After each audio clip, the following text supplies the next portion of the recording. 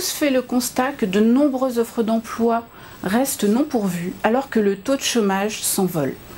Dans le cadre du Cercle pour l'emploi, un cercle de réflexion mis en place par ADECO pour les entreprises partenaires de la chaîne du Oui, nous nous sommes interrogés sur la façon de repenser les bases du recrutement pour contribuer efficacement à ce combat pour l'emploi et obtenir un marché du recrutement ouvert à tous les talents et à toutes les diversités.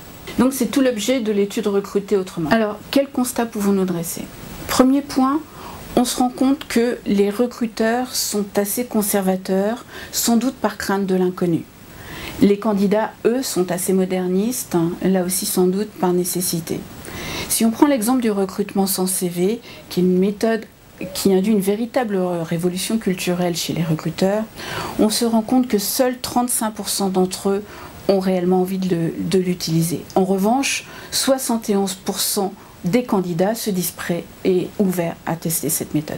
Deuxième point, on constate une impatience généralisée et une même angoisse face au fait de ne pas trouver. Alors, si on le comprend aisément de la part des candidats, c'est largement plus étonnant de la part des entreprises. Par exemple, 59% des entreprises qui ont renoncé à recruter ont renoncé en moins de 3 mois, faute de trouver la perle rare.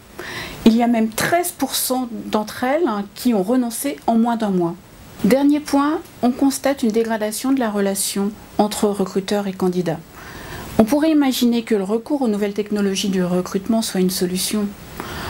Or, le constat qu'on dresse, c'est que ces nouvelles technologies ne font que cristalliser la dualité entre insiders et outsiders sur le marché du travail. La seule solution qui nous semble plausible, c'est un véritable changement de culture du recrutement. Alors qu'est-ce que ça veut dire changer la culture du recrutement? Ça veut dire impliquer et former les équipes managériales au recrutement.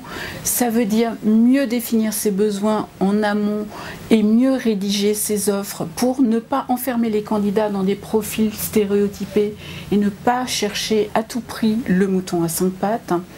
Ça veut dire mixer les techniques du recrutement en utilisant non seulement les réseaux sociaux, les nouvelles technologies, mais aussi les mises en situation ou les techniques plus classiques en fonction des besoins qu'on aura prédéfinis.